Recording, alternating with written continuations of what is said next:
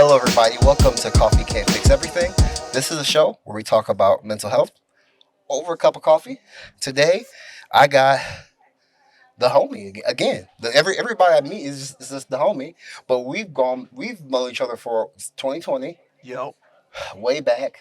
Um, it's been a long time, Dr. Pat Ford. And man, you got a story to tell. So I'm I super do. excited about having you on. Yeah. Um, so man, how you been though, man? How you been? I've been all right. I've been all right. All right. There's a lot of life changes recently in a lot of good ways, new stress, but like it's good to have that. And I'm sure we're going to get into all oh, like what that oh, even means in the we're first going place. to But get into it. yeah, So, yeah, because I can only imagine that new stress that you have is a lot better than the old stress that you had. yeah, Tell. So for those that don't know, yeah, I know the story, but tell it, man. Tell us, tell us about that old stress yeah, and why you're grateful for the new yeah, stress. yeah. So I am 32 years old, and in 2022, when I was 30 years old, I had a stroke. June on Man. Father's Day of 2022, I was doing a workout for the nonprofit Project Onyx at the time, and I just got lightheaded during the workout. Mhm. Nothing weird. Right. We've all been lightheaded during a workout if we push really hard. But this time it just didn't go away. It wasn't settling down. I went back home, rested, and felt a little bit better, but felt worse soon after that. It Mm. just got worse and worse and worse overnight. And then went to the ER the next day. They immediately said that I was on stroke alert, and the whole process started. So it was like so fast of a process of like, Man. what's going on with me to you're having a stroke. Right. Just like a normal day. And it's not like it's a workout that the intensity of the workout is something you Yeah, haven't experienced before. yeah, It's not like you were new to it. Like yeah. this was the world you lived in. Bro, I tell people the story all the time about my stroke and what happened. And I was doing a CrossFit workout at the time. And Mm. for those who don't know what CrossFit is, it's basically a mode of fitness that's more functional and higher intensity on the regular. But it's something that I'm used to. If you're used to doing anything, Yeah. it's fine for your body. And I tell them about that, and people are like, "Oh, CrossFit, like that makes them worried about it." Maybe they know Mm. a son or a daughter or a niece or whatever that does CrossFit, and they like all of a Right. sudden get worried about that person. But it's just like I'm just doing something that I'm used to doing. I've jumped into CrossFit workouts before. I've done that exact workout Right. That's what I'm because saying. it was a Juneteenth celebration workout. So we've done it before, Right. and I just had something. I flipped the coin that day, and it just landed on heads, and it got me. Ah, that's so. Yeah, And your life was changed after yeah, that. So walk me through where you were mentally that happened, and I saw the journey to see where you started to see where you're at now, yeah. bro. Is so cool. You know what I mean? But walk me through. Okay, you know you have a stroke. Your life has changed. Like, how are you dealing with that at the time? So at the time, I'm a doctor of physical therapy. I was working part time in a clinic, about 24 hours a week. The rest of the time, I was actually spent on my other business, educating Yeah, PTs about anti racism, diversity, equity, yeah, inclusion, stuff like that. So, like, my plans at that time was transition away from my clinic role and transition into my business and then spatter of clinic stuff on the right. side. And that was kind of like my trajectory of where I wanted to go, and then it just got interrupted at that time with a stroke that immediately changed my life. And so I got to sort through all these thoughts because immediately Oh, I'm sure it's a afterward, lot. Yeah. um, I wasn't afraid. I Hmm. was like having my event. I actually, so what really happened was I had something called a dissection of my vertebral artery, basically an artery that goes up your neck into your brainstem, into your brain. And that dissection is basically an injury to the artery. The artery tried to block up and heal with a clot, but the clot broke off and went up into my brain. So that's Oh. why at the time, like you're thinking maybe a PT would know that he's having a stroke, but I was having such abnormal symptoms from what I was taught that I wasn't like Mm, clocking it at the time. Um, but they told me I was having a stroke. I was being admitted. My daughter was afraid because she was with us and she was really confused about oh, I'm being in the sure. hospital and all 'Cause how that. old was your daughter at the time? She was turning 3. Oh yeah, she's probably like, what in the world? Yeah. Yeah. So it was really intense, but at the same time, I was in there. We got in so fast, and a lot of my concerns that I really had, which were like, how am I going to pay for this? That was like Mm, one of the first things coming from a person that came from a home that didn't have money and then right. upbringing that I didn't really have like health insurance and stuff like Yeah, that. which is I have so really, unfortunate. really good health insurance now. But at the time, my stroke, I didn't really know the details of our policy and stuff like that. So one of the first things that I asked my wife was like, how are we gonna pay for all the stuff that I You, know is you coming? know it's like And she's yeah. like, we're covered. Like we don't Wow. have to pay for the ER, we don't have to pay for the hospital. I stayed at a acute care rehab facility for a week and a half, didn't have to pay for that. And that was like my biggest concern. When she said that, I was like, all right, let's do this thing. Right. So that's when the work began Yeah. to get back. How so, man, you know what? Let me take a step back Yep.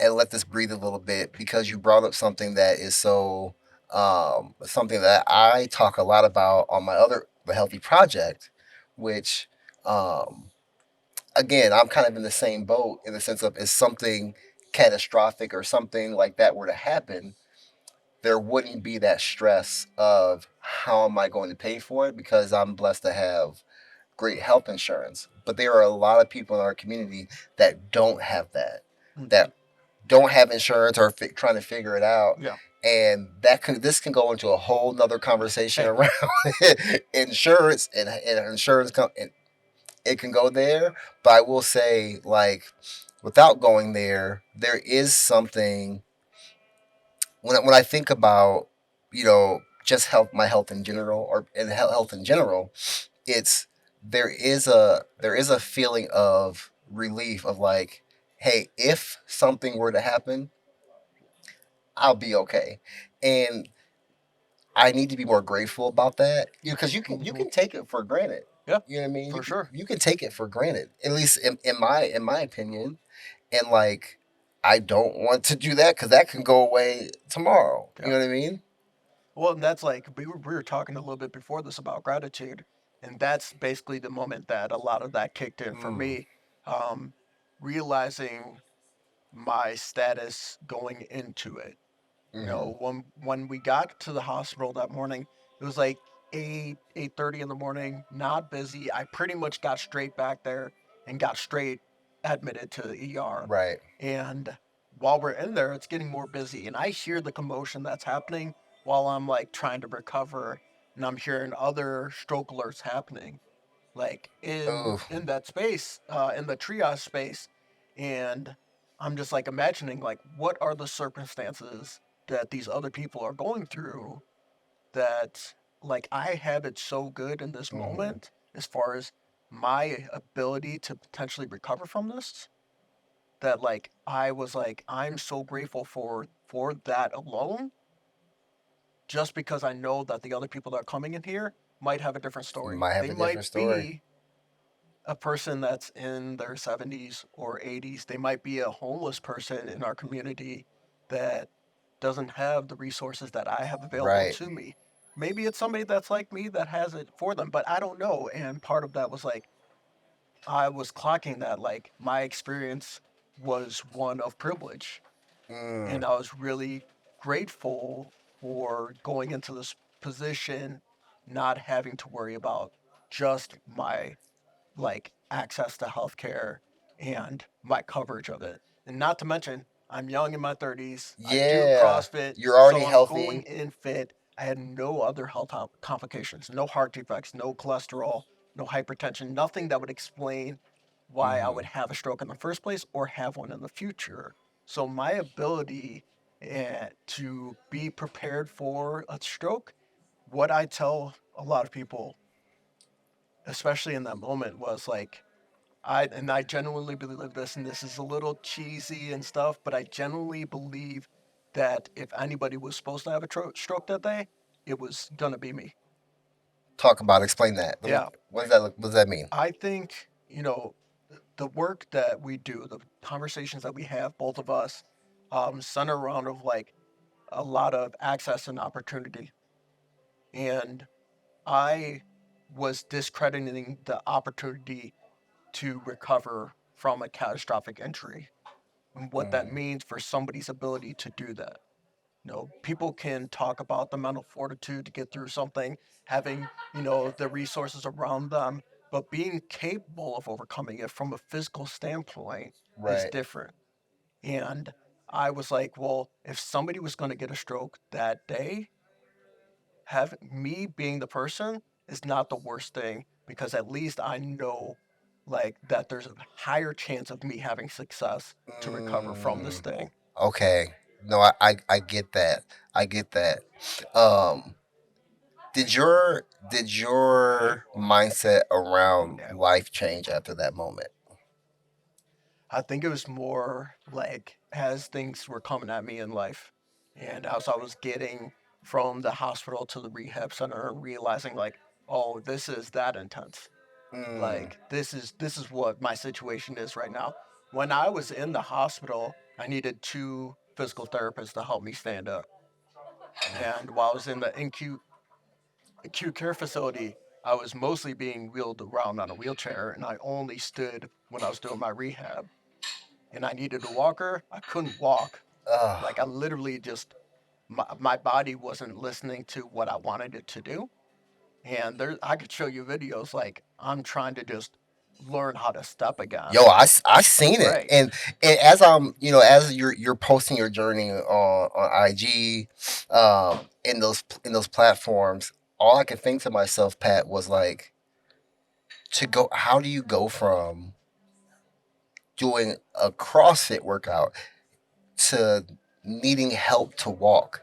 That would that could eat at somebody, right? Like the frustration you could Yeah.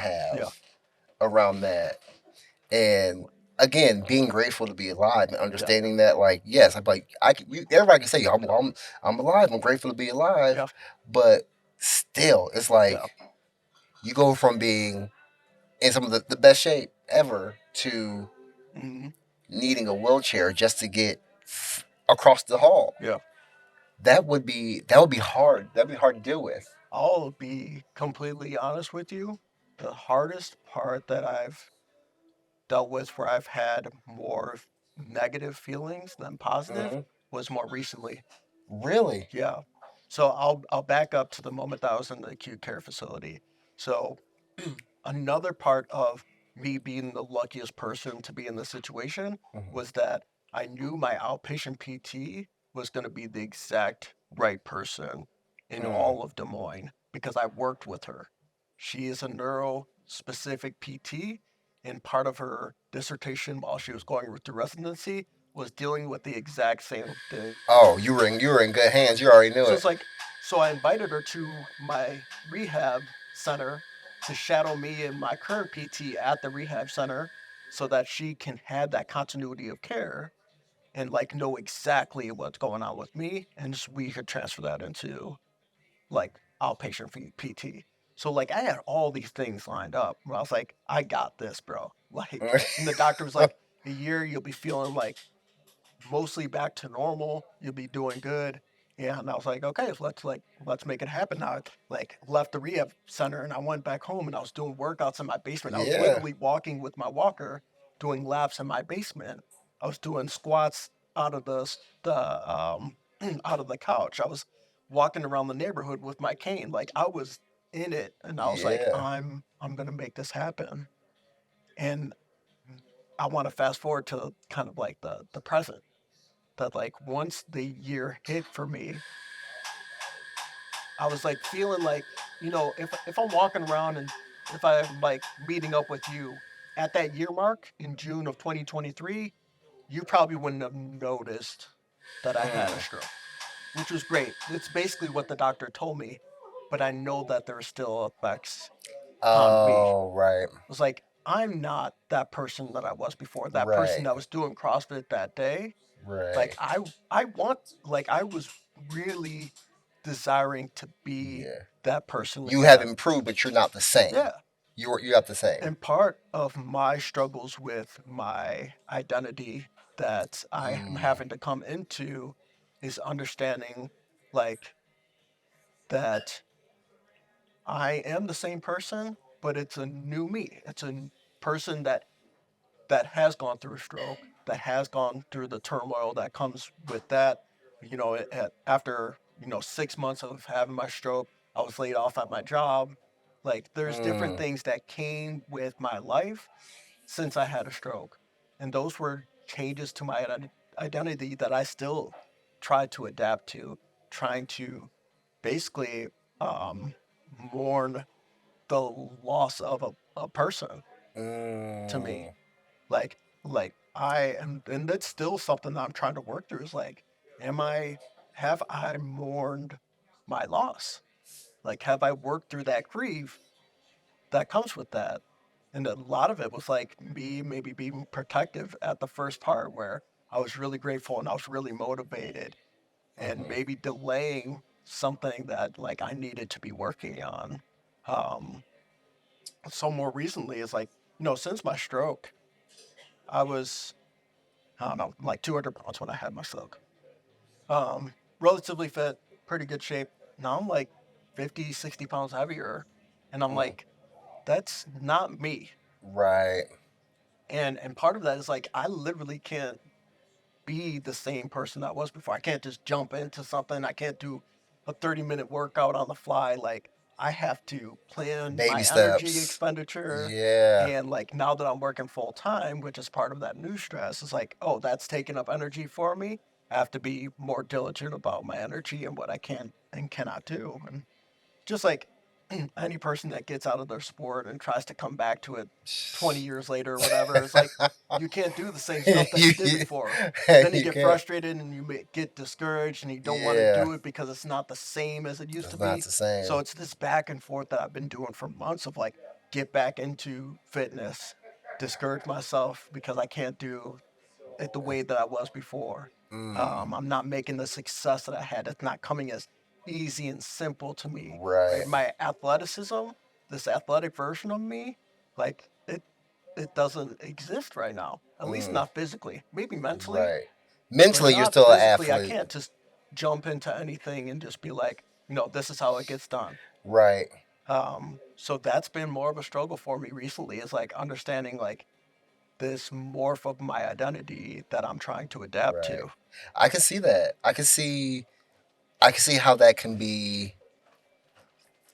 It's a growth opportunity, but at the same time, it's like you're seeing a version of you that you admired. Like you loved that. Like there was a version of. I think we all go through this. There was a version of myself that like, man, if I was just that Corey again, Yeah. right?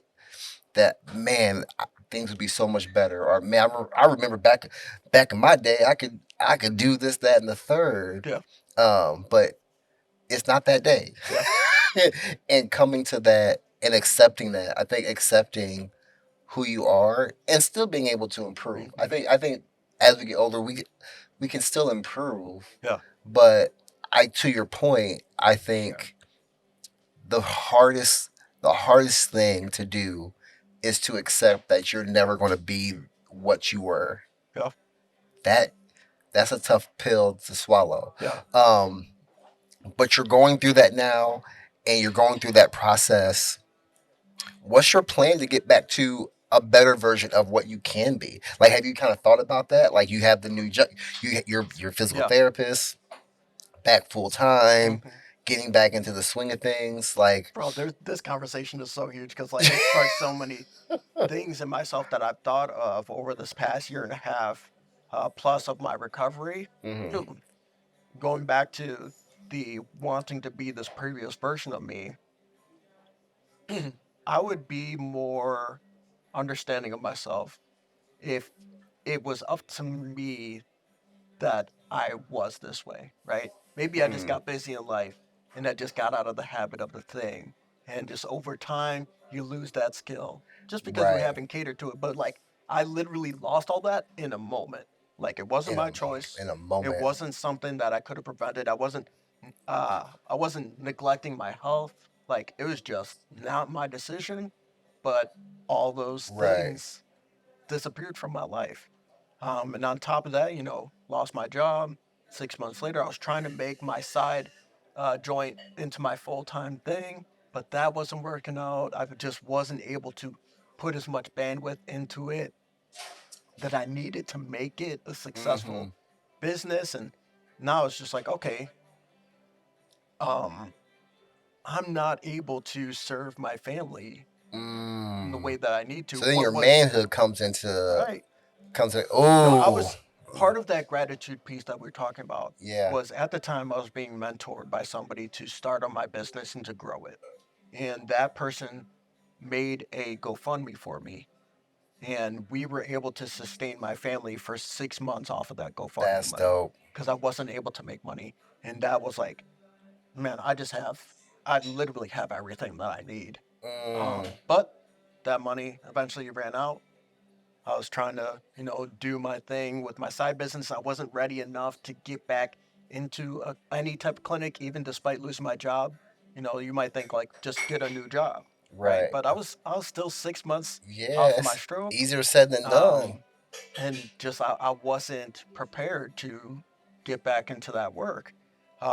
So get more and more pressure as time goes on, right? You're paying for everything through credit cards, and you're trying to like make things work. And um, part of me getting this job, which I started in September, and I was doing a couple different gigs at the same time, just trying to make money. Yeah, man, trying to get it It's best way you like, can. and we just talked about this. Like, I just switched from that job 3 times a week last year. I just recently went up to full time, just like 2 weeks ago.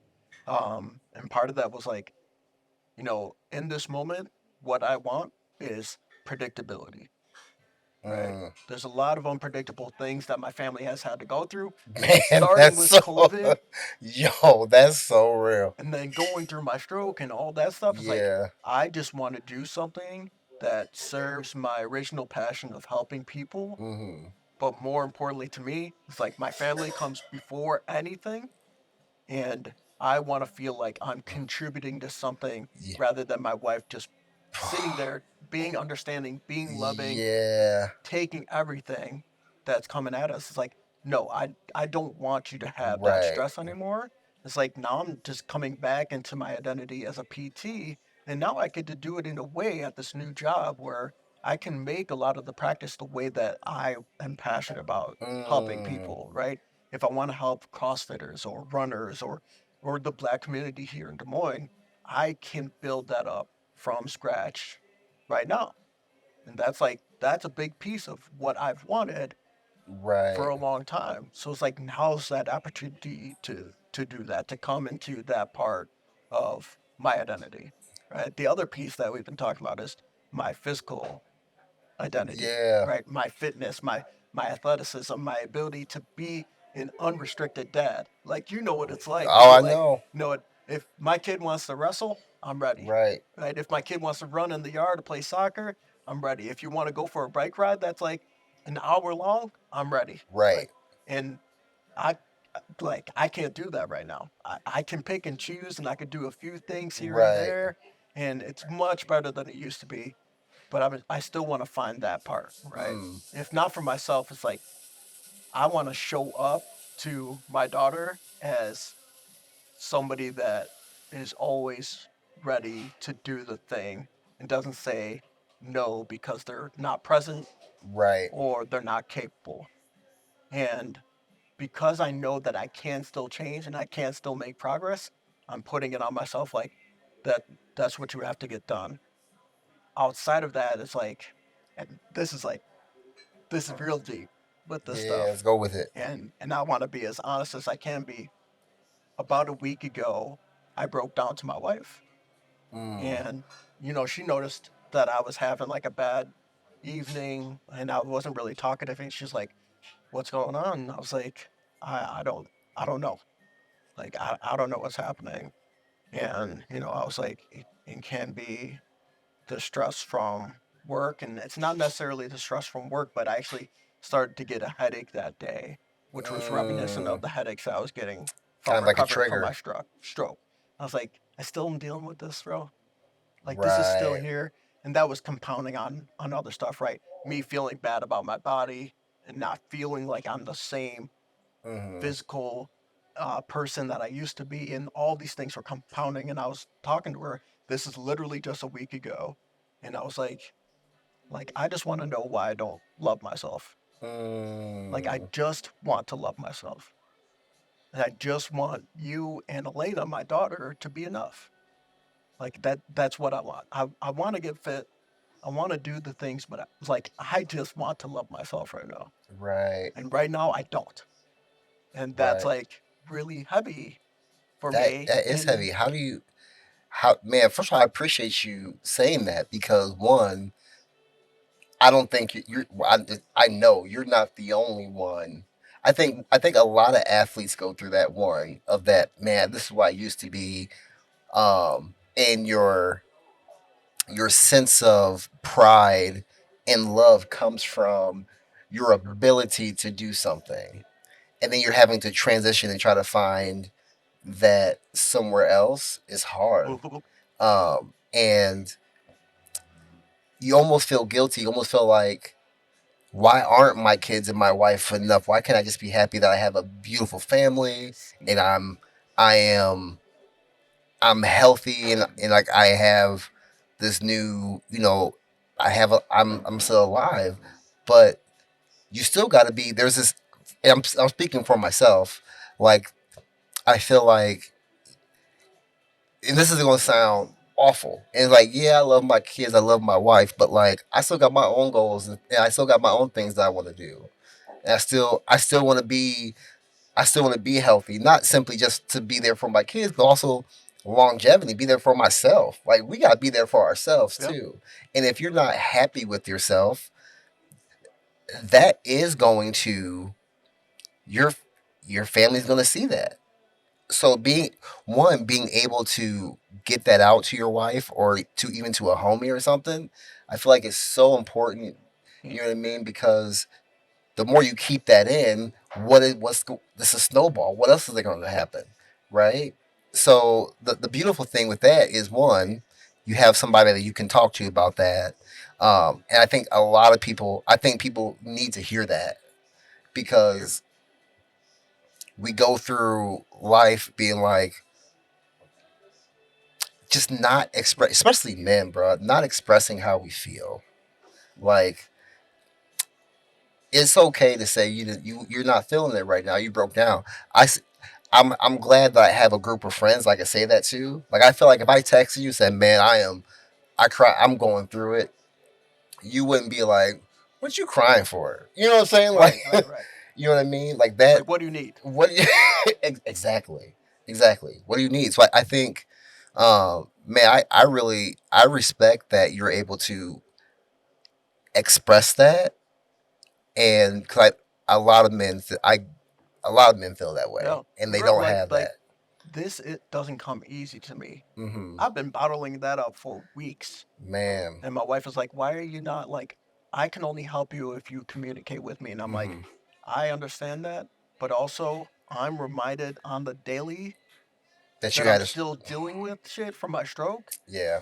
and if I bring it out, this is like another reminder, Mm-hmm. and it's not going away. So like part of me is maybe conservative on speaking to it Yeah. Like how much of it you because bring up.